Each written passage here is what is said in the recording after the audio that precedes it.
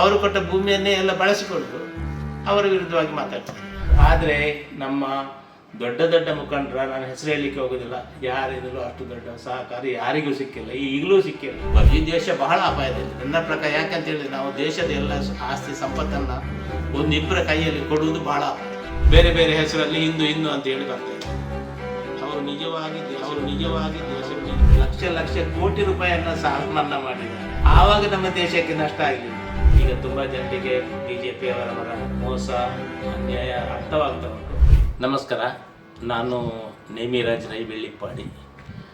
ನಾನು ರಾಜಕೀಯವಾಗಿ ಮಾತನಾಡುತ್ತಿದ್ದರೆ ನನ್ನ ರಾಜಕೀಯ ಆರಂಭವಾದದ್ದು ನಾನು ಜನತಾ ಪಕ್ಷ, ನೇಗಿಲು ಹೊತ್ತ ರೈತನ ಚಿಹ್ನೆಯಲ್ಲಿದ್ದಂತಹ ಒಂದು ಜನತಾ ಪಕ್ಷ, ಜಯಪ್ರಕಾಶ್ ನಾರಾಯಣರವರ ಒಂದು ಮುಂದಾಳತ್ವದಲ್ಲಿ ಆರಂಭವಾದ ಒಂದು ಪಕ್ಷ. ಅದನ್ನು ಪ್ರಥಮ ಬಾರಿಗೆ ಪಕ್ಷವನ್ನು ನಮ್ಮ ಕರ್ನಾಟಕ ರಾಜ್ಯದಲ್ಲಿ ಅದೇ ರೀತಿ ಜಿಲ್ಲೆಯಲ್ಲಿ ಎಲ್ಲ ಕಟ್ಟುವಂಥ ಒಂದು ಕಾರ್ಯಕ್ರಮ ಆಗುವಂತಹ ಸಂದರ್ಭದಲ್ಲಿ ನಾನು ಕಾಲೇಜಿನಿಂದ ಹೊರಗೆ ಬಂದಿದ್ದಷ್ಟೇ. ಬಂದಾಗ ನಮಗೇನಾಯಿತು, ನಮ್ಮ ಹಲವಾರು ಮಿತ್ರರು, ನಮ್ಮ ಹಿರಿಯರು ಎಲ್ಲರೂ ಸೇರಿಕೊಂಡು ಈ ಪಕ್ಷವನ್ನು ಇಲ್ಲಿ ಕಟ್ಟಬೇಕು, ಇಲ್ಲಿ ದಕ್ಷಿಣ ಕನ್ನಡ ಜಿಲ್ಲೆಯಲ್ಲಿ ಕಟ್ಟಬೇಕು ಅನ್ನೋ ಸಂದರ್ಭದಲ್ಲಿ ನಾವೆಲ್ಲ ಒಟ್ಟಾಗಿ ಈ ಕೆಲಸವನ್ನು ಪ್ರಾರಂಭಿಸಿದೆವು. ಈ ಚುಟುಕಾಗಿ ಹೇಳುವುದಿದ್ರೆ, ಆ ಸಂದರ್ಭದಲ್ಲಿ ನಮ್ಮ ರಾಜ್ಯದ ಅಧ್ಯಕ್ಷರಾಗಿ ದೇವೇಗೌಡರು, ಅದೇ ರೀತಿ ನಮ್ಮ ಮುಂಚೂಣಿ ನಾಯಕರು ಅಂತ ಆಗಿದ್ದಂತಹ ರಾಮಕೃಷ್ಣ ಹೆಗಡೆಯವರು, ಇವರು ನನಗೆ ಭಾಳ ಆಪ್ತರಾಗಿದ್ದರು. ನಾವು ಆ ರೀತಿ ಆ ಕಾಲದ ಒಂದು ನಮ್ಮ ರಾಜಕೀಯ ಒಂದು ಸಂಬಂಧವೇ ಬೇರೆ. ಈಗ ಇರುವಂಥ ಅದು ಆ ರೀತಿಯ ಒಂದು ಸಂಬಂಧ ಇಲ್ಲ. ಈಗ ಆ ರೀತಿ ಇತ್ತು ನಮ್ಮದು ತುಂಬ ಜನ ಹಿರಿಯರಿದ್ದರು. ಲಕ್ಷ್ಮೀಸಾಗರ್ ಇರ್ಬೋದು, ಚಂದ್ರಶೇಖರ್, ಹಲವಾರು ಮಂದಿ ಹಿರಿಯರು ಕೂಡಿ ಕಟ್ಟಿದಂಥ ಪಕ್ಷದಲ್ಲಿ ದಕ್ಷಿಣ ಕನ್ನಡ ಜಿಲ್ಲೆಯಲ್ಲಿ ಈ ಪಕ್ಷವನ್ನು ಸಂಘಟಿಸಬೇಕು ಅನ್ನುವಾಗ ಡಾಕ್ಟರ್ ಮದನ್ ನಾಯಕ್ ಅಂತೇಳಿ ಒಬ್ಬರು ಡಾಕ್ಟ್ರು ಅವರು ಹೇಳಿದರು. ಮತ್ತು ತುಂಬ ಜನ ಅಲ್ಲಲ್ಲಿ ಹೋಗಿ ನಾವು ಪಕ್ಷವನ್ನು ಪ್ರತಿ ತಾಲೂಕಲ್ಲಿ ಕಟ್ಟುತ್ತಾ ಬರುವಾಗ, ಈಗ ನಾವು ವಿಷಯಕ್ಕೆ ಬರೋದಿದ್ದರೆ, ಈಗ ನಮ್ಮ ಲೋಕಸಭಾ ಅಭ್ಯರ್ಥಿ ಜಯಪ್ರಕಾಶ್ ಹೆಗಡೆಯವರ ತಂದೆ ಚಂದ್ರಶೇಖರ್ ಹೆಗಡೆ ಅಂತೇಳಿ ಅವರು ನಿವೃತ್ತ ನ್ಯಾಯಾಧೀಶರಾಗಿ ಹೊರಗೆ ಬಂದಿದ್ದರು. ಬಂದ ನಂತರ ಅವರು ಈ ಪಕ್ಷವನ್ನು ಸೇರಿಕೊಂಡರು. ಅವರು ನಮ್ಮ ಕುಂದಾಪುರ, ಬಹುಶಃ ಕುಂದಾಪುರ ಇರಬೇಕು, ಕುಂದಾಪುರದ ಅಧ್ಯಕ್ಷರಾಗಿ ಅವರು ನೇಮಕ ಆದರು.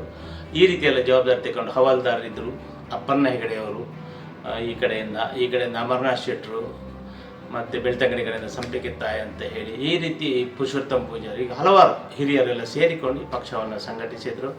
ಆವಾಗ ಇಲ್ಲಿ ದಕ್ಷಿಣ ಕನ್ನಡ ಜಿಲ್ಲೆಯಲ್ಲಿ ಯುವ ಜನತಾ ಅಂದರೆ ಜನತಾ ಪಕ್ಷದ ಯುವ ವಿಭಾಗವನ್ನು ಆರಂಭಿಸುವ ಸಂದರ್ಭದಲ್ಲಿ ನನ್ನನ್ನು ಅಧ್ಯಕ್ಷನನ್ನಾಗಿ ಅವರು ನೇಮಿಸಿದರು.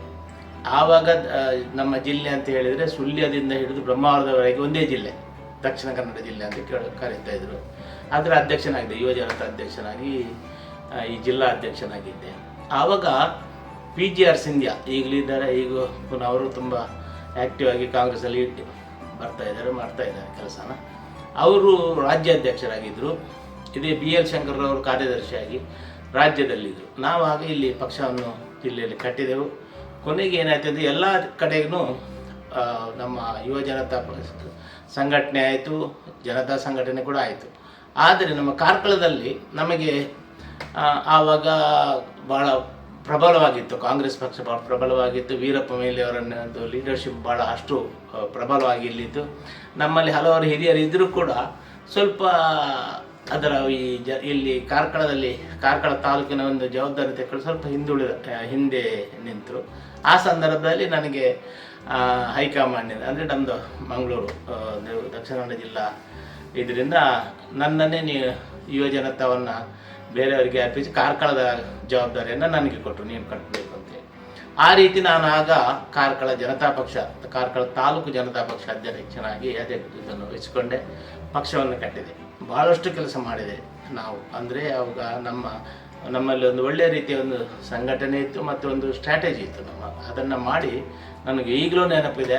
ಇಡೀ ಕಾರ್ಕಳ ತಾಲೂಕಿನಲ್ಲಿ ಪ್ರತಿಯೊಂದು ಗ್ರಾಮದಲ್ಲೂ ನಾವು ಆ ಕಾಲದಲ್ಲಿ ಈ ರೀತಿಯೆಲ್ಲ ಇದೆಲ್ಲ ಇರಲಿಲ್ಲ, ವ್ಯವಸ್ಥೆ ಇರಲಿಲ್ಲ. ಆಗಲೂ ಕೂಡ ಇಡೀ ಕಾರ್ಕಳ ತಾಲೂಕು ಪ್ರತಿಯೊಂದು ಗ್ರಾಮದಲ್ಲೂ ಗ್ರಾಮ ಸಮಿತಿಯನ್ನು ಮಾಡಿ ಜನತಾ ಪಕ್ಷವನ್ನು ಕಟ್ಟಿದ್ದೆವು. ಕಟ್ಟಿ ಕೊನೆಗೆ ಆ ಕಾಲದಲ್ಲಿ ಮಂಡಲ ಪಂಚಾಯತ್ ಎಲ್ಲ ಬಂದಿರುವುದೇ ನಮ್ಮ ಇದರಲ್ಲಿ. ನಾವು ತುಂಬ ಕೆಲಸವನ್ನು ಮಾಡಿದೆವು. ನಾನೊಂದು 2-3 ಶಿಬಿರ, ಜನತಾ ಪಕ್ಷದ ಶಿಬಿರ ಅಂತೇಳಿ ಆ ರೀತಿ ಎಲ್ಲ ಮಾಡಿ, ನನಗೆ ಈಗಲೂ ನೆನಪಿದೆ. ಅಜೆಕಾರ್ನಲ್ಲಿ ಲೋಕ್ ಶೆಟ್ರು ಅಂತ ಒಬ್ಬರು ಹಿರಿಯರಿದ್ದರು. ಅವರ ತೆಂಗಿನ ತೋಟದಲ್ಲಿ ನಾವು ಈ ಒಂದು ಜನತಾ ಪಕ್ಷ ಶಿಬಿರವನ್ನು ಮಾಡಿ ಇಡೀ ರಾಜ್ಯದಲ್ಲಿ ಅದೊಂದಕ್ಕೆ ಭಾಳ ಒಂದು ಹಿರಿಮೆ ಬಂದಿತ್ತು. ಯಾಕಂದರೆ ನಮ್ಮ ರಾಜ್ಯಾಧ್ಯಕ್ಷರು ಕೂಡ ಅದಕ್ಕೆ ಬಂದಿದ್ದರು. ಅದನ್ನೇ ಅವರು ಕೊಟ್ಟ ಭೂಮಿಯನ್ನೇ ಎಲ್ಲ ಬಳಸಿಕೊಂಡು ಅವರ ವಿರುದ್ಧವಾಗಿ ಮಾತಾಡ್ತಾರೆ. ಇದು ತಪ್ಪು. ಇದು ಜನರಿಗೆ ಒಂದು ಮಾಡುವಂಥ ಮಹಾದೊಡ್ಡ ಅಪರಾಧ, ಅನ್ಯಾಯ. ಅಲ್ಲಿ ಎಷ್ಟೋ ಗಲಾಟೆ ಆಯಿತು, ಎಷ್ಟೋ ನಾನು ನೋಡಿದೆ, ಎಷ್ಟೋ ತಮ್ಮ ಕಾರ್ಯಕರ್ತರು ಭಾಳಷ್ಟು ಅಲ್ಲಿ ದುಡಿದ್ರು, ಭಾಳಷ್ಟು ಪ್ರತಿಭಟನೆ ಮಾಡಿದರು. ಆದರೆ ನಮ್ಮ ದೊಡ್ಡ ದೊಡ್ಡ ಮುಖಂಡರ, ನಾನು ಹೆಸರು ಹೇಳಲಿಕ್ಕೆ ಹೋಗೋದಿಲ್ಲ, ಯಾರಿಂದಲೂ ಅಷ್ಟು ದೊಡ್ಡ ಸಹಕಾರ ಯಾರಿಗೂ ಸಿಕ್ಕಿಲ್ಲ, ಈಗಲೂ ಸಿಕ್ಕಿಲ್ಲ ಪಾಪ. ಈಗಲೂ ಅದು ಕೋರ್ಟ್ ಕೇಸಲ್ಲಿ ನಮ್ಮ ಕೆಲವು ಕಾರ್ಯಕರ್ತರ ಹೆಸರು ಕೂಡ ಇದೆ ಇದರಲ್ಲಿ. ಆದರೆ ದೊಡ್ಡ ಮುಖಂಡರ ಹೆಸರೇ ನಾನು ಕೇಳಿಲ್ಲ, ಬಾಯಿಲು ಬಂದಿಲ್ಲ, ಅಲ್ಲಿ ಹೋಗಿ ಮಾತಾಡಿರಲಿಲ್ಲ, ಅಥವಾ ಕಾರ್ಯಕರ್ತರಿಗೆ ಒಂದು ಸಹಾನುಭೂತಿಯನ್ನು ತೋರಿಸಿಲ್ಲ. ಇದು ದೊಡ್ಡ ತಪ್ಪು. ಈ ರೀತಿ ಮಾಡಿದರೆ ಅದು ಪಕ್ಷ ಆಗಿ ಸಂಘಟನೆ ಎಲ್ಲರನ್ನು ಒಟ್ಟಿಕೊಂಡು ಹೋಗುವಂಥ ಒಂದು ಮನೋಭಾವನೆ ಇದೆ. ಎಷ್ಟೋ ಕಷ್ಟಕಾಲದಲ್ಲಿ ಈ ದೇಶವನ್ನು ಕಟ್ಟಿಕೊಂಡು ಬಂದಿದ್ದಾರೆ. ಸಂವಿಧಾನವನ್ನು ಸಂಪೂರ್ಣ ಆಗಿದ್ದಾರೆ. ಇವು ಸಂವಿಧಾನಕ್ಕೂ ವಿರೋಧ ಇದ್ದಾರೆ. ಅದರ ಮೂಲ ಉದ್ದೇಶ ಏನು ಅಂತೇಳಿ ಕ್ರಮೇಣ ಗೊತ್ತಾಗುತ್ತೆ. ಇದು ವಂಚನೆ. ಆ ರೀತಿ ಆಗಬಾರ್ದು. ಈ ದೇಶ ಬಹಳ ಅಪಾಯದಲ್ಲಿದೆ ನನ್ನ ಪ್ರಕಾರ. ಯಾಕಂತ ಹೇಳಿದ್ರೆ ನಾವು ದೇಶದ ಎಲ್ಲ ಆಸ್ತಿ ಸಂಪತ್ತನ್ನು ಒಂದಿಬ್ಬರ ಕೈಯಲ್ಲಿ ಕೊಡುವುದು ಬಹಳ ಅಪಾಯ. ಯಾಕಂದರೆ ಇದು ಎಷ್ಟೋ ನೀವು ಚರಿತ್ರೆಯನ್ನು ಓದಿದರೆ ಎಷ್ಟೋ ದೇಶಗಳಲ್ಲಿ ಈ ರೀತಿ ನಡೆದು ದೇಶವೇ ಬರ್ಬಾದಿ ಹೋಗಿದೆ. ಬ್ಯಾಂಕಿನಲ್ಲಿ ಇರುವ ಹಣವನ್ನು ಈ ರೀತಿಯೆಲ್ಲ ಶ್ರೀಮಂತರಿಗೆಲ್ಲ ಲೋನ್ ಕೊಟ್ಟು ಆ ರೀತಿಯೆಲ್ಲ ಮಾಡಿ ಸಾರ್ವಜನಿಕರ ಹಣವನ್ನು ಬ್ಯಾಂಕಿನಿಂದ ಖಾಲಿ ಆದರೆ, ಅವರು ದೇಶ ಬಿಟ್ಟು ಹೋದರೆ, ಅವರು ದೊಡ್ಡವರಾದರೆ ಈ ದೇಶ ಆಗುತ್ತೆ. ಅವರು ದೊಡ್ಡವರಾದರೆ ಅವರೇ, ಅದಾನಿಯೋ, ಅಂಬಾನಿಯೋ, ಚೋಕ್ಸಿಯೋ, ಲಲಿತ್ ಮೋದಿಯೋ, ಈ ರೀತಿಯಲ್ಲ. ಇವರು ಯಾಕೆ ಸ್ವಾತಂತ್ರ್ಯ ಸಂಗ್ರಾಮದಲ್ಲಿ ಕಾಂಗ್ರೆಸ್ ಇದು ನಮ್ಮ ಮಹಾತ್ಮ ಗಾಂಧಿಯೊಟ್ಟಿಗೆ, ಅಥವಾ ನಮ್ಮ ಹಲವಾರು ಲೀಡರ್ಸ್, ಜವಾಹರ್ಲಾಲ್ ನೆಹರು ಇರ್ಬೋದು, ಸರ್ದಾರ್ ವಲ್ಲಭ ಪಟೇಲ್ ಇರ್ಬೋದು, ಸುಭಾಷ್ ಚಂದ್ರ ಬೋಸ್ ಇರ್ಬೋದು, ಇವರು ಯಾಕೆ ಅವರೊಟ್ಟಿಗೆ ಸೇರಿ ಬ್ರಿಟಿಷರ ವಿರುದ್ಧ ಹೋರಾಟ ಮಾಡಿಲ್ಲ? ಇವರು ಯಾಕೆ ಸುಮ್ಮನೆ ಕೂತರು? ಆಮೇಲೆ ಈ RSS ಸಂಸ್ಥೆ ಹುಟ್ಟಿತಲ್ಲ, ಹುಟ್ಟುವಾಗ ಈ ಎಲ್ಲ ಯೂನಿಫಾರ್ಮ್ ಎಲ್ಲಿಂದ ಬಂತು ಇವರಿಗೆ? ಬೆತ್ತ, ಕೈಯಲ್ಲಿ ಬೆತ್ತ, ಅದನ್ನು ತಾಲೀಮು, ಆ ಬೆತ್ತವನ್ನು ಬೀಸುವುದನ್ನು ಕಲಿಸಿಕೊಟ್ಟವರು ಯಾರು? ಇವರಿಗೆ ಆ ಪ್ಯಾಂಟು ಚಡ್ಡಿ, ಆ ಸಂಸ್ಕೃತಿ ಎಲ್ಲಿಂದ ಬಂತು? ಅದು ಹಿಂದೂ ಸಂಸ್ಕೃತಿಯ, ಭಾರತೀಯ ಸಂಸ್ಕೃತಿಯ ಅಲ್ಲ. ಹಾಗಿದ್ರೆ ಆವಾಗಲೂ ಕೂಡ ನಮ್ಮವರನ್ನು ಬೇರೆ, ಈಗ ಏನು ಹೇಳ್ತಾ ಇದ್ದೀನಿ ನಾನು, ಇವರನ್ನು ಹಿಂದಿಕ್ಕಿ ಇವರನ್ನೆಲ್ಲ ಕೆಳಗೆ ಆಳುಗಳಾಗಿ ಮಾಡಿ ಆವಾಗ ಲಾಭ ಪಡೆದಂಥ ವರ್ಗವೇ ಈಗ ಬೇರೆ ಬೇರೆ ಹೆಸರಲ್ಲಿ ಹಿಂದೂ ಅಂತ ಹೇಳಿ ಬರ್ತಾ ಇದ್ದಾರೆ. ಅವರು ನಿಜವಾಗಿ ದೇಶಭಕ್ತರಲ್ಲ. ಯಾಕೆಂದರೆ ಇನ್ನೊಂದು ಸ್ಪಷ್ಟವಾಗಿ ಅವರು ಹೇಳ್ತಾರೆ, ಅವರಿಗೆ ಮಹಾತ್ಮ ಗಾಂಧಿ ಸ್ವಾತಂತ್ರ್ಯವನ್ನು ತಂದು ಕೊಟ್ಟದ್ದು ಅವರಿಗೆ ಇನ್ನೂ ಸಮಾಧಾನ ಇಲ್ಲ. ಅದಕ್ಕಾಗಿ ಅವರು ಮಹಾತ್ಮ ಗಾಂಧಿ ರಾಷ್ಟ್ರಪಿತ ಅವರನ್ನು ಗುಂಡಿಕ್ಕಿ ಕೊಂದಂತಹ ನಾಥುರಾಮ ಗೋಡ್ಸೆಯನ್ನೇ ಆರಾಧಿಸಲಿಕ್ಕೆ ಹೊರಟಿದ್ದಾರೆ. ಇದು ನಿಜ ತಾನೆ? ಹಾಗೆ ಅವರು ದೇಶಭಕ್ತರು ಹೇಗೆ ಆಗ್ತಾರೆ? ಆಮೇಲೆ ಈಗ ಇದೆ 70 ವರ್ಷದ ಏನಾಯಿತು, ಅದರ ಬಗ್ಗೆ ಮಾತಾಡೋದಿಲ್ಲ. ಈಗ ಅದನ್ನೆಲ್ಲ ಡೈವರ್ಟ್ ಮಾಡಿ ಈಗ ಅಭಿವೃದ್ಧಿ ಬಗ್ಗೆ ಮಾತಾಡೋದಿಲ್ಲ, ನಿರುದ್ಯೋಗದ ಬಗ್ಗೆ ಮಾತಾಡೋದಿಲ್ಲ.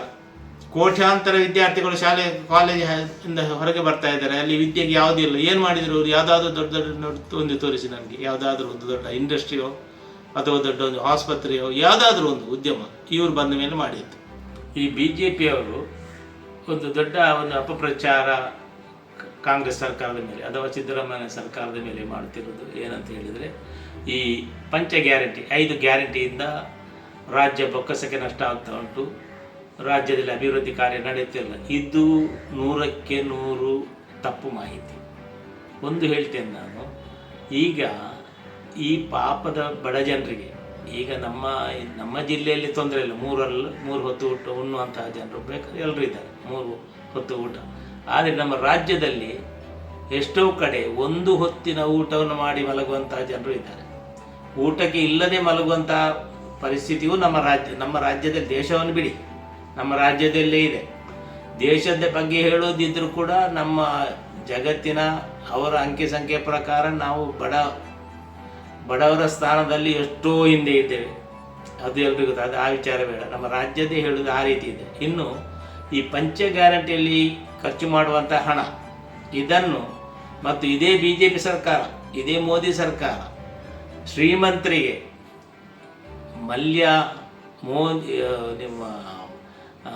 ಮಲ್ಯ ಅದಾನಿ ಅಂಬಾನಿ ಮತ್ತು ಹಲವಾರು ಗುಜರಾತಿನ ಉದ್ಯಮಿಗಳಿಗೆ ಕೊಟ್ಟ ಸಾಲವನ್ನು ತೀರಿಸೋ ಹೆಸರಲ್ಲಿ ಸಾಲ ಮನ್ನಾ ಮಾಡಿದ ಲಕ್ಷ ಕೋಟಿ, 1-2 ರೂಪಾಯಿ ಅಲ್ಲ, ಲಕ್ಷ 10 ಲಕ್ಷ ಕೋಟಿ ರೂಪಾಯಿಯನ್ನು ಸಾಲ ಮನ್ನಾ ಮಾಡಿದ್ದಾರೆ. ಆವಾಗ ನಮ್ಮ ದೇಶಕ್ಕೆ ನಷ್ಟ ಆಗಲಿಲ್ಲ. ಅದು ಅಲ್ಲ, ಇದು ಈ ಗ್ಯಾರಂಟಿಯಲ್ಲಿ ಜನರ ಕೈಯಲ್ಲಿ ಏನು ಮಾಡಿದರು, 2 ಸಾವಿರನೋ ಕೊಟ್ಟರು, ಊಟಕ್ಕೆ ಗಂಜಿಗೆ ಹಣ ಕೊಟ್ಟರು, ಅಕ್ಕಿ ಕೊಟ್ಟರು. ಜನರು ಊಟ ಮಾಡಿ, ನಾನು ಹೇಳ್ತೇನೆ, ಊಟ ಮಾಡಿ ಕೆಲಸಕ್ಕೆ ಮಾಡಿದರೆ ಅವರಿಗೆ ಸ್ಟ್ರೆಂತ್ ಬಂದು ನಮ್ಮ ಅಭಿವೃದ್ಧಿ ಹೆಚ್ಚಾಗ್ತದೆ ಹೊರತು ಊಟ ಮಾಡದೆ ಕೆಲಸ ಮಾಡಿದರೆ ಅವು ಕೆಲಸನೂ ಆಗೋಲ್ಲ, ಅವನ ಆಯುಷ್ಯವನ್ನು ಕಮ್ಮಿ ಆಗುತ್ತೆ. ಅದು ನಮ್ಮ ದೇಶಕ್ಕೆ, ನಮ್ಮ ರಾಜ್ಯಕ್ಕೆ, ನಮ್ಮ ಸರ್ಕಾರಕ್ಕೆ ಅದು ಒಂದು ರೀತಿಯ ನಷ್ಟವೇ. ಇನ್ನು ಕಾರ್ಕಳದಲ್ಲಿ ಕಾಂಗ್ರೆಸ್ಸಿಗೆ ಯಾವಾಗಲೂ ಭವಿಷ್ಯತ್ತಿದೆ. ಯಾಕೆಂದರೆ ಕಾಂಗ್ರೆಸ್ಸಿನ ಒಂದು ಬುನಾದಿ ಆ ರೀತಿ ಇದ್ದಂಥ ಪಕ್ಷ. ಅದು ಯಾಕೋ ಅದನ್ನು ಮತ್ತೆ ನಾವು ಪುನಃ ಹೇಳಬೇಕಾಗಿಲ್ಲ. ಅದು ದುರ್ದೈವಶಾತ್ ಭಾಳ ಕ್ಷೀಣಿಸ್ತಾ ಬಂದು ಇವತ್ತು ಕಾರ್ಕಳದಲ್ಲಿ ಕಾಂಗ್ರೆಸ್ ಇಲ್ವೋ ಅನ್ನುವಂಥ ಒಂದು ಪರಿಸ್ಥಿತಿಗೆ ಬಂದು ಮುಟ್ಟಿದೆ. ಅದು ಭಾಳ ಒಂದು ಬೇಸರದ ವಿಚಾರ. ಅದನ್ನು ಬಿಟ್ಟು ಇನ್ನು ಮುಂದಕ್ಕೆ ಈ ಪಕ್ಷವನ್ನು ಹೇಗೆ ಸಂಘಟಿಸಬಹುದು ಅಂತ ಹೇಳಿದರೆ, ನನ್ನ ವೈಯಕ್ತಿಕ ಮತ್ತು ನನ್ನ ರಾಜಕೀಯ ಅನುಭವದಲ್ಲಿ ಮತ್ತು ಈ ಕ್ಷೇತ್ರದ ಒಂದು ತುಂಬ ಪರಿಚಯ ಇದ್ದವನಾಗಿ ನಾನು ಹೇಳೋದಿದ್ದರೆ, ನೋಡಿ, ಈಗೊಂದು ವಿಚಾರ ಹೇಳ್ತೇನೆ. ಇತ್ತೀಚೆಗೆ ಅಷ್ಟು ನಮಗೆ ತಿಳಿದು ಬಂದಂತೆ ಇಲ್ಲಿಯ ಹೈಕಮಾಂಡ್ ಅನ್ನುತ್ತಿದ್ದಂಥ ಅಥವಾ ಇಲ್ಲಿಯ ಜವಾಬ್ದಾರಿ ಇದ್ದೀವೋ ಇಲ್ಲಿಯ ಮುಖಂಡರಾಗಿದ್ದಂಥ ವೀರಪ್ಪ ಮೊಯ್ಲಿಯವರು ರಾಜಕೀಯದಿಂದ ನಾನು ಚುನಾವಣಾ ರಾಜಕೀಯದಿಂದ ನಿವೃತ್ತಿಯಾಗಿದ್ದೇನೆ ಅಂತ ಹೇಳಿ ಅವರು ರಾಜಕೀಯದಿಂದ ಹಿಂದೆ ಇದ್ದಾರೆ. ಆದರೆ ಪಕ್ಷದಲ್ಲಿದ್ದಾರೆ. ಆದರೆ ಯಾವುದೇ ಜವಾಬ್ದಾರಿಯನ್ನು ಅವರು ಈಗ ತನಗೆ ಬೇಡ ಅನ್ನುವಂಥದ್ದನ್ನು ಸಾಗಟ ಅವರು ತಿಳಿಸಿದ್ದಾರೆ. ಈಗ ನಮಗೆ ಇರುವುದು ಕಾರ್ಕಳ ಕ್ಷೇತ್ರವನ್ನು ಹೇಗೆ ಪುನರ್ ಸಂಘಟಿಸ್ಬೋದು, ಪಕ್ಷವನ್ನು ಹೇಗೆ ಪುನರ್ ಉದ್ಧಾರ ಮಾಡ್ಬೋದು, ಯಾವ ರೀತಿ ಕಟ್ಬೋದು ಅನ್ನೋದನ್ನು ಭಾಳ ಗಂಭೀರವಾಗಿ ಆಲೋಚಿಸಬೇಕು. ಇದಕ್ಕೆ ಈಗ ಇರುವಂತಹ ನಮ್ಮ ಪಕ್ಷದ ಎಲ್ಲರೂ ಸಹಕಾರ ನೀಡಿಕೊಂಡು, ಎಲ್ಲರೂ ಸಾರ್ವಜನಿಕ ಎಲ್ಲರನ್ನು ಒಟ್ಟು ಮಾಡಿಕೊಂಡು, ಎಲ್ರಿಗೂ ಬೇಕಾದಂಥ ಒಬ್ಬ ವ್ಯಕ್ತಿಯನ್ನು, ಯೋಗ್ಯ ವ್ಯಕ್ತಿಯನ್ನು ಆ ಸ್ಥಾನದಲ್ಲಿ, ಅಧ್ಯಕ್ಷ ಸ್ಥಾನದಲ್ಲಿ ಕೂರಿಸಿ ಅವರಿಗೆ ಬೇಕಾದಂಥ ಒಂದು ಒಳ್ಳೆಯ ಟೀಮನ್ನು ಕಟ್ಟಿ ಈ ಪಕ್ಷವನ್ನು ಸುಧಾರಿಸ್ಬೋದು. ಇನ್ನೊಂದು, ಪಕ್ಷದ ಜವಾಬ್ದಾರಿ ವಹಿಸಿಕೊಂಡವರು ಎಲ್ಲರ ಅಭಿಪ್ರಾಯವನ್ನು ಕೇಳುವಂಥ ಒಂದು ತಾಳ್ಮೆ ಅವರಲ್ಲಿ ಬೇಕು. ಎಲ್ಲರ ಅಭಿಪ್ರಾಯವನ್ನು ಪಡೆದು ಈ ಒಂದು ಸಂಘಟಿತರಾಗಿ, ಮತ್ತು ನಾವೊಂದು ಸ್ಟ್ರಾಟಜಿ ಅಂತ ಹೇಳ್ತಾರೆ, ಇದಕ್ಕೆ ಬೇಕಾದ ತಂತ್ರಗಾರಿಕೆಯನ್ನು ಹೂಡಿಸಿ ಈ ಪಕ್ಷವನ್ನು ಪುನಃ ಸಂಘಟಿಸುವಂಥ ಒಂದು ಒಳ್ಳೆಯ ಅವಕಾಶ ಈಗ ಇದೆ. ಈಗ ತುಂಬ ಜನರಿಗೆ BJP ಅವರವರ ಮೋಸ ಅನ್ಯಾಯ ಅರ್ಥವಾಗ್ತಾ ಉಂಟು. ಆ ಕಾಲದಲ್ಲಿ ಅದನ್ನು ನಾವು ಒಳ್ಳೆಯ ರೀತಿಯಲ್ಲಿ ಬಳಸಿಕೊಂಡು ಪಕ್ಷವನ್ನು ಖಂಡಿತವಾಗಿಯೂ ಮಾಡ್ಬೋದು. ನಾನು ಇಷ್ಟೇ ಹೇಳೋದು, ಇಲ್ಲಿ ಕಾರ್ಕಳದಲ್ಲಿ ಪುನರ್ ಸಂಘಟನೆ ಆಗಬೇಕು. ಇದೆಲ್ಲ ಹೀಗಿರೋದು. ಅದರಲ್ಲಿ ನಮಗೆ ಪಕ್ಷದ ಮೇಲೆ ನಿಜವಾದ ಅಭಿಮಾನ ಇದ್ದರೆ ತಾವು ಯಾವುದು ಸ್ವಂತ ನಮ್ಮ ಇದಕ್ಕೆ ನಾವು ಪಕ್ಷವನ್ನು ಬಲಿ ಕೊಡಬಾರ್ದು. ತಾವು ಸ್ವಲ್ಪ ಅದಕ್ಕೆ ಎಲ್ರಿಗೂ ಆಗುವ ರೀತಿಯಲ್ಲಿ ತಾವೆಲ್ಲ ಒಟ್ಟಾಗಿ ಈ ಪಕ್ಷವನ್ನು ಖಂಡಿತವಾಗಿ ಇಲ್ಲಿ ಕಟ್ಬೋದು. ಈಗ ನಡೆಯುತ್ತಿರುವಂಥ ಲೋಕಸಭಾ ಚುನಾವಣೆಯ ಬಗ್ಗೆ ನಮಗೆ ನಮ್ಮ ಜಿಲ್ಲೆ ಉಡುಪಿ ಚಿಕ್ಕಮಗಳೂರು ಜಿಲ್ಲೆಯ ಇಬ್ಬರು ಅಭ್ಯರ್ಥಿಗಳ ಬಗ್ಗೆ ಹೇಳುವುದಿದ್ದರೆ, ನನಗೆ ತಿಳಿದ ಮಟ್ಟಿಗೆ ಅಥವಾ ನನಗೆ ಆಪ್ತರು ಕೂಡ Jayaprakash Hegde one of the best candidate. ಯಾಕಂತೇಳಿ ಅವರು ವಿದ್ಯಾವಂತರು ಮತ್ತು ಈ ಕ್ಷೇತ್ರದಲ್ಲಿ, ಯಾವುದು ರಾಜಕೀಯ ಕ್ಷೇತ್ರದಲ್ಲಿ ಆಗಲೂ ಸಾಮಾಜಿಕ ಇದರೆಲ್ಲ ಹೋರಾಟ ಮಾಡೋದರಲ್ಲಿ, ಮತ್ತೊಂದು ತಾನು ಹಿಡಿದ ಕಾರ್ಯವನ್ನು ಸಂಪೂರ್ಣವಾಗಿ ಕೈಗೂಡಿಸುವಲ್ಲಿ ಭಾಳಷ್ಟು ಹಿಂದೆ ಮುಂದೆ ನೋಡದೆ ಭಾಳಷ್ಟು ಪ್ರಯತ್ನಪಟ್ಟು ಅದನ್ನು ಸಿದ್ಧ ಅನ್ನುವಂಥದ್ದು ಮನೋಭಾವನೆಯ ಒಬ್ಬ ವ್ಯಕ್ತಿ. ಜಯಪ್ರಕಾಶ್ ಹೆಗಡೆ ನನಗೆ ತುಂಬ ವರ್ಷದಿಂದ ಗೊತ್ತು. ಅವರ ವಿಜಯ ಬ್ಯಾಂಕ್ನಲ್ಲಿ ಅವರು ನೌಕರಿಯಲ್ಲಿದ್ದಾಗ, ಆಮೇಲೆ ಅವರು ಅಲ್ಲಿ ಹೈಕೋರ್ಟಲ್ಲಿ ವಕೀಲರಾದ ಸಂದರ್ಭ, ಆಮೇಲೆ ನಮ್ಮೊಟ್ಟಿಗೆ ಜನತಾ ಪಕ್ಷಕ್ಕೆ ಬಂದು ಜನರು ನಮ್ಮೊಟ್ಟಿಗೆ ಇದ್ದವು. ಆ ರೀತಿ ನಮಗೆ ತುಂಬ ತುಂಬ ಒಡನಾಟ ಮತ್ತು ತುಂಬ ಗೊತ್ತಿದ್ದಂಥ ವ್ಯಕ್ತಿ. ಮತ್ತು ಭಾಳ ಸ್ಟ್ರೈಟ್ ಫಾರ್ವರ್ಡ್ ಮತ್ತು ನಿಜವಾಗಿ ಲೋಕಸಭೆಗೆ ಒಬ್ಬ ಅರ್ಹ ವ್ಯಕ್ತಿ.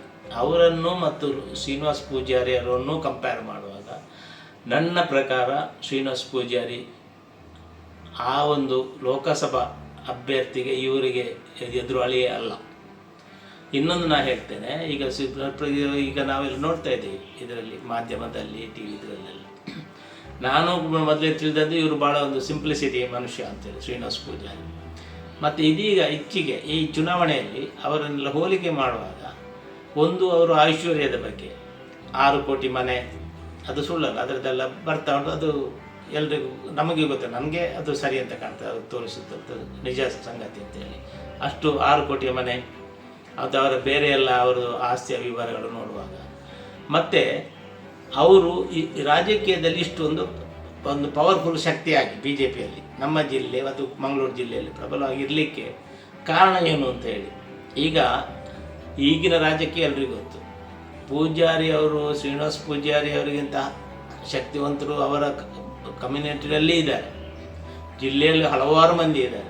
ಆದರೆ ಅವರನ್ನೆಲ್ಲ ಹಿಂದಿಕ್ಕಿ ತಾನೊಬ್ಬ ಲೀಡರ್ ಆಗಬೇಕಂತ ಹೇಳಿದರೆ ಈಗ ನನ್ನ ಪ್ರಕಾರ ಅವರು ಆರ್ಥಿಕವಾಗಿ ಬಹಳಷ್ಟು ಸ್ಟ್ರಾಂಗ್ ಇರಬೇಕು. ಅವರಿಗೆ ಜನರು ಹೇಳುವಂತೆ ಇನ್ನೊಬ್ಬರು ಭಾಳ ಬಿ ಜೆ ಪಿಯ ಒಬ್ಬ ದೊಡ್ಡ ನಾಯಕರು ಕೂಡ ಅವರಿಗೆ ಆಸರೆಯಾಗಿದ್ದಾರೆ. ಅವರಿಗೆ ಹಣದ ಬಹಳ ಒಂದು ಅಗತ್ಯವೂ ಇದೆ, ಅವರು ಅದೇ ರೀತಿ ಅದರಲ್ಲಿ ಇದ್ದಾರೆ ಆ ರೀತಿ ಅದು. ಹಾಗಾಗಿ ಆಮೇಲೆ ಇನ್ನೊಂದು ಹೇಳಿದೆ, ನಮ್ಮ ಈ ಲೋಕಸಭೆಗೂ ನಮ್ಮ ರಾಜ್ಯದಲ್ಲಿ ಅವರು, ನನಗೆ ತಿಳಿದ ಪ್ರಕಾರ ಅವರು ವಿಧಾನ ಪರಿಷತ್ತಿನ ಇನ್ನೊಂದು ಭಾಳ ಇಂಟ್ರೆಸ್ಟಿಂಗ್ ಅಂತ ಹೇಳೋದಿದ್ರೆ, ಈಗ ಯಾರು ನಮ್ಮ ಮುಖ್ಯಮಂತ್ರಿಯಾಗಿ ಇದ್ದಾರೆ ಸಿದ್ದರಾಮಯ್ಯ, ನಾವು ಎಲ್ಲ ಒಂದೇ ಕಚೇರಿಯಲ್ಲಿ ಒಟ್ಟಿಗೆ ಇದ್ದವರು ಜನತಾ ಪಕ್ಷದಲ್ಲಿ. ಸಾಧಾರಣ ಅದೇ ಎಲ್ಲ ಸಮಯ ಅವರೆಲ್ಲ ಕೂಡ ಜನತಾ ಪಕ್ಷ ನಾವೆಲ್ಲ ಸೇರಿದ್ದು ಒಂದೇ ಸಂದರ್ಭದಲ್ಲಿ. ಹಾಗೆ ನಾವೆಲ್ಲ ತುಂಬ ಆತ್ಮೀಯರಾಗಿ ಒಟ್ಟಾಗಿ ಇದ್ದೀವಿ ಅಲ್ಲಿ.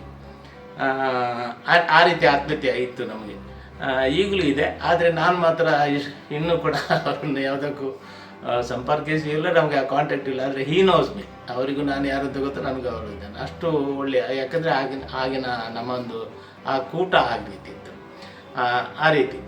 ಆಮೇಲೆ ನಮ್ಮ ಚುನಾವಣೆ ಬಂದ ಸಂದರ್ಭದಲ್ಲಿ ಜಯಪ್ರಕಾಶ್ ಹೆಗ್ಡೆ ಅವರು ಮೊದಲಿಗೆ ವಿಜಯ ಬ್ಯಾಂಕಲ್ಲಿದ್ದರು, ನಂತರ ಅಡ್ವೊಕೇಟ್ ಆಗಿ ಅಲ್ಲಿ ಬ್ಯಾಂಗ್ಳೂರು ಪ್ರಾಕ್ಟೀಸ್ ಮಾಡ್ತಾಯಿದ್ರು. ಮತ್ತು ಅವರು ಬಹುಶಃ ಅವರು ಬ್ರಹ್ಮಾವರ ಕ್ಷೇತ್ರದಿಂದ ಅವರು ಕಂಟೆಸ್ಟ್ ಮಾಡಿದರು. ಅದೇ ರೀತಿ ಕಾರ್ಕಳ ಬ್ಲಾಕ್ ಕಾಂಗ್ರೆಸ್ನಲ್ಲಿ ಒಂದು 5-6 ವರ್ಷದ ಹಿಂದಿನ ತನಕ ನಾನು ಉತ್ತಮ ಕೆಲವು ಕಾರ್ಯಕ್ರಮಗಳನ್ನು ನಾವೆಲ್ಲ ಹಂಚಿಕೊಂಡಿದ್ದು.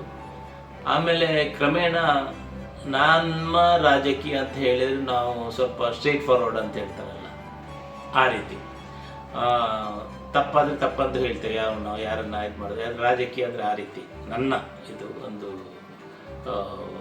ಇದು ಸಿಸ್ಟಮ್, ಅದು ಆ ರೀತಿ ಇತ್ತು. ಆವಾಗ ನಮ್ಮದು ಏನಾಯಿತು ಅಂತ ಹೇಳಿದರೆ, ಇಲ್ಲಿ ಕಾಂಗ್ರೆಸ್ ಪಕ್ಷ ಬಹಳ ಅದು ಸ್ವಲ್ಪ ವೀಕ್ ಆಗ್ತಾ ಬಂತು.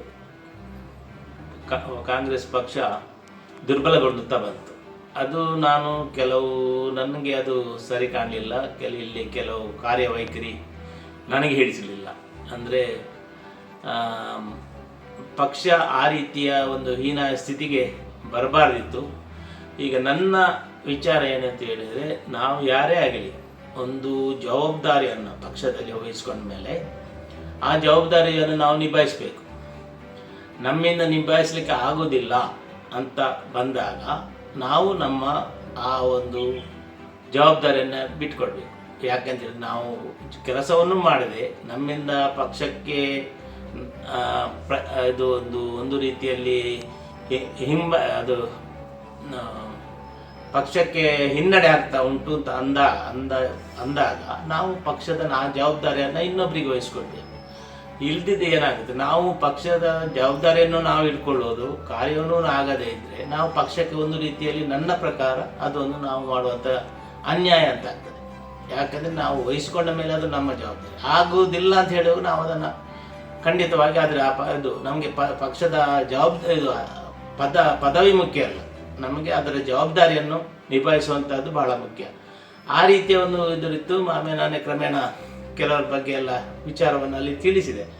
ಆದರೆ ಅದು ಅವರಿಗೂ ಸರಿ ಕಾಣಲಿಲ್ಲ. ಯಾಕೆಂದರೆ ಈಗ ರಾಜಕೀಯದ ಅವರ ಉದ್ದೇಶವೇ ಬೇರೆ, ನಮ್ಮ ಉದ್ದೇಶವೇ ಬೇರೆ. ಆ ರೀತಿ ಮತ್ತೆ ನಾನು ಕ್ರಮೇಣ ಅದರಿಂದ ಹಿಂದೆ ನಿಲ್ಲಬೇಕಾಯಿತು.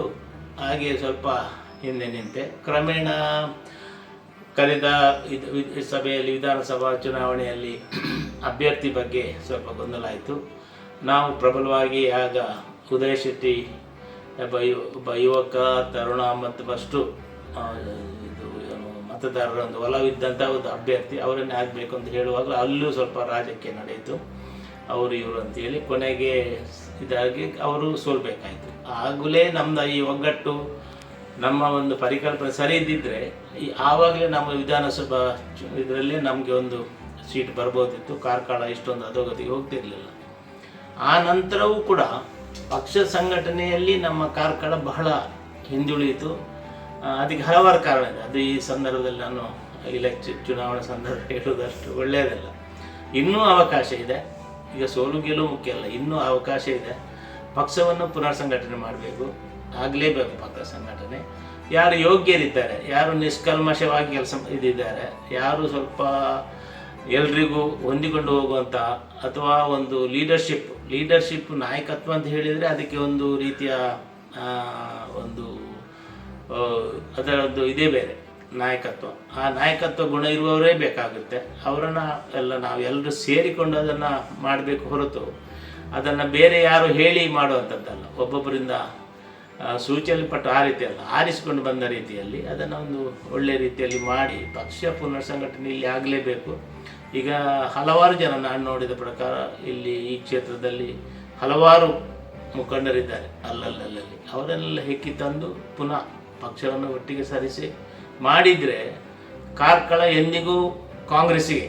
ಯಾಕೆಂದರೆ ಇಲ್ಲಿ ಅಷ್ಟು ಜನ ಕಾಂಗ್ರೆಸ್ನಿಂದ ಪಕ್ಷದಿಂದ ಲಾಭ ಹೊಂದಿದವರಿದ್ದಾರೆ. ಭೂಮಸದಲ್ಲಿ ಅತಿ ಹೆಚ್ಚು ಲಾಭ ಪಡೆದಂತಹ ಒಂದು ಕ್ಷೇತ್ರ ಇದ್ದರೆ ಅದು ಕಾರ್ಕಳ ಅಂತ ಹೇಳ್ತೇನೆ. ಅಷ್ಟು ಇಲ್ಲಿ ದನಿ ಒಕ್ಕಲುಗಳ ಒಂದು ಇದು ಸಂಖ್ಯೆ ಇತ್ತು.